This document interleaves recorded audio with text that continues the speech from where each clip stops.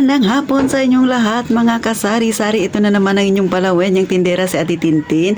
At syempre meron na naman akong ibubulgar sa inyo na simpleng sekreto ni Ate Tintin. Lalo na sa mga hirap talagang mag-ipon.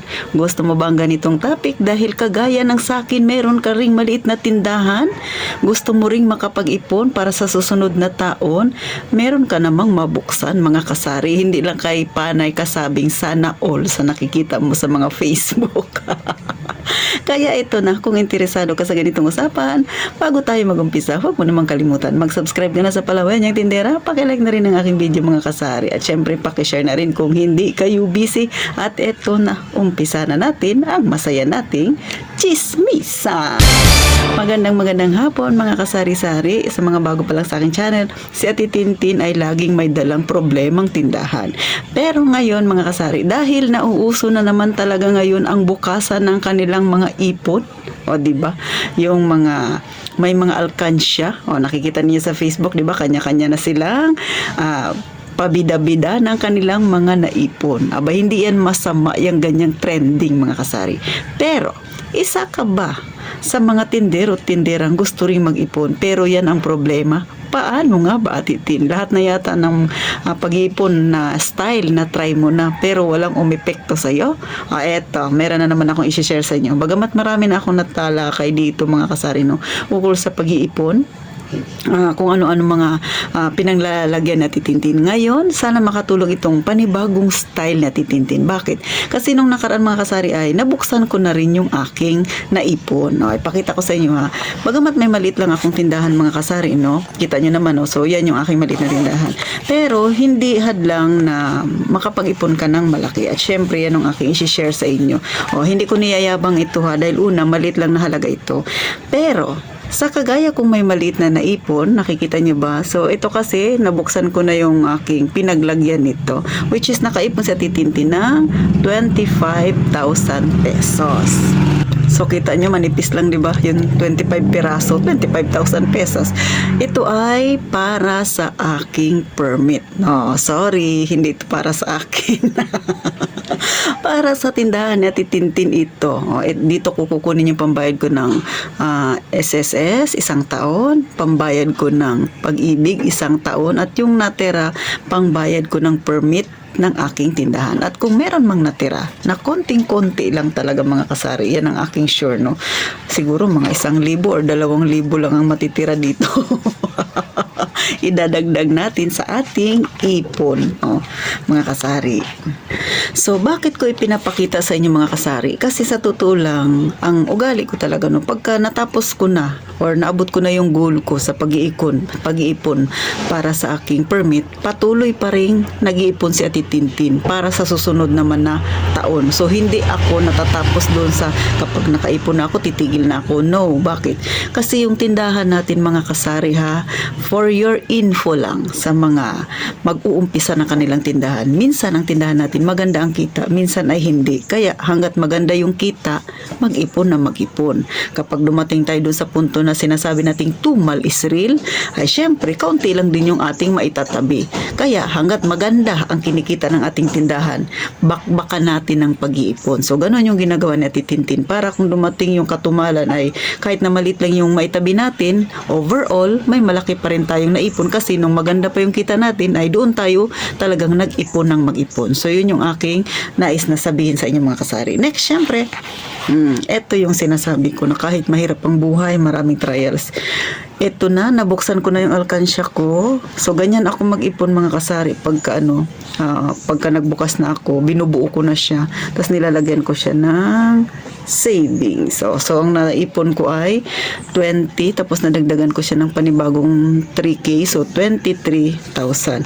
Ito ay sa loob lang ng wala pa 1 taon kasi November ko lang ito naipon eh. So, ngayon, sinishare ko sa inyo. Maliit lang pala yung nasa 50,000. Tapos isang gastusan mo lang. So, ito siya mga kasari, no? And then, syempre, hindi lang yun, ito yung naipon ni Ate Tintin. Kaya nga sinasabi ko sa inyo, kahit na may maliit kayong tindahan, huwag niyong isipin na yung pabarya-barya ninyong naiipon mga kasari ay maliit lang. Kasi pagdating ng tamang panahon, pag magbubukas na kayo ng inyong mga alkansya, ng inyong mga pinag-ipunan, malaki rin naman. Pero kaso nga yung isang ganito mga kasari, hindi to sa akin mapupunta kundi sa aking permit. So ano ba ang style ni Ate Tintin sa pag-iipon? So kung nakikita ninyo, may sobre ako, o, diba? So nakikita nyo, ginawa ko yan December 2025. So ngayon yan. And then may January, February hanggang next year yan na taon December. Bakit? Syempre, nakaabot ko na yung goal ko mga kasari no, sa pag-iipon. Pero sabi ko nga sa inyo, hindi natatapos doon yung pag-iipon na titintin. Kaya nung naabot ko na yung goal, nag-ipon pa rin ako. Ito yung kada isang araw nagtatabi ako ng 100. Sa loob ng isang taon, meron tayong 365 days. Kaya kung 365 days mga kasari, kung isang araw, mag-ipon ka ng 100. So, i-times mo ng 365, ikaw ay may maipon na 36,500. Pero, syempre, hindi lang naman yung goal natin na yan mga kasari. Kung nakikita ninyo, kada araw-araw may check ako. Pero may makikita kayo na dalawa ang check, tapos iba yung kulay ng check. Ibig sabihin yan, sa isang araw naka 200 ako na ipon. Diba? Bakit ko nilalagyan ng ganun? Kasi malalaman ko kaagad kung magkano na yung naipon ko. Eto mga kasari, sobra ito sa 365 days kasi may December akong sinama. So, bubuksan ko to sa next year, sa December. So, nag-start na ako ulit mag-ipon kasi naabot ko na yung goal ko sa pag-iipon ng mga kung ano-ano. So, panibago na naman tayo. O, ikaw na nanonood sa akin. May ganyan ka ba? Baka naman panay ka gasta. Panay ka kain dito, kain doon. Mga kasari, ito lang pinapakita ko sa mga may maliit na tindahan. Gaya ng sabi ko, hindi to pagmamayabang. Ito, sinishare ko lang sa inyo na kahit maliit yung inyong tindahan, kahit na maraming ups and down na nangyayari sa ating tindahan, kayang-kaya pa rin nating mag-ipon.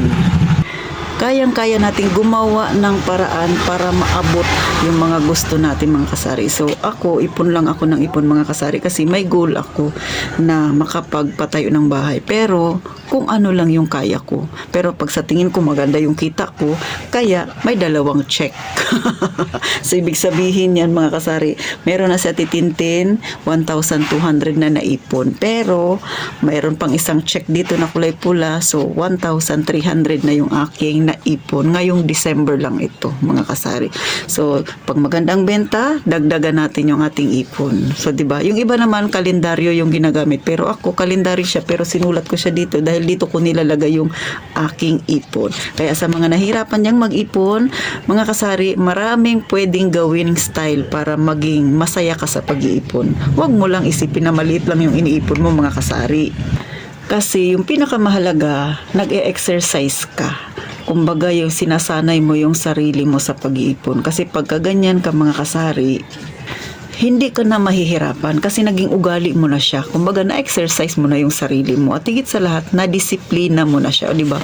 Masaya naman ang mag-ipon. Sa umpisa lang nahihirapan ka pero pagka nakapag-umpisa ka na mag-ipon, nagiging masaya ka. Kagaya ko, marami na akong style sa pag-iipon. Minsan pagka medyo nababagot ako sa isang style ng pag-iipon ko, binabago ko na naman siya para magkaroon ako ng mas lalong motivation.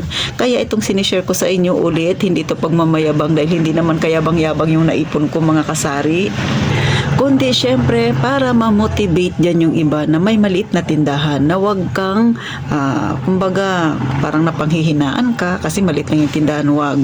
Yung pabarya-barya na yan mga kasari na iniipon mo, lalaki din yan. Gaya ng kay Ate Tintin. Yung nakita ninyo na pinakita ko, galing lang yan sa pa-coins. O, kapag nakaabon akong 100 na coins, bubuuhin ko siya ng papel mga kasari. Kasi nga, gaya ng sabi ko sa inyo, mas gusto ko yung bills. Pero syempre, pagka nag-iipon ako, mas maraming barya. Minsan, barya mo nang iipunin ko. Tapos pagka medyo malaki na, pwede na siyang buuhin, saka ko siya binubuo. Kaya, ang nakikita ninyo mga kasari ay buo na siya. Kasi yung barya, napabuo ko na. Kasi sabi ko nga sa inyo, nag-iingat sa titintin para pag nagkaroon ng sunog, ganito yung madadala ko, hindi yung barya, kay mabigat yung barya. So, paano sana nakatulong sa titintin sa mga gustong mag-ipon dyan? Motivation ito mga kasari, no? Para mas lalo tayong ganahan sa ating pagtitindahan. Kasi pag nakikita mo yung ipon mo, mas ganadong-ganado ka talagang magtrabaho. Hanggang dito na lang inyong palaway ng tindera. Magkita tayo sa sunod na vlog na titintin. At kaya nga ng palagi kong sinasabi, mag-iingat tayong palagi, mga kasari.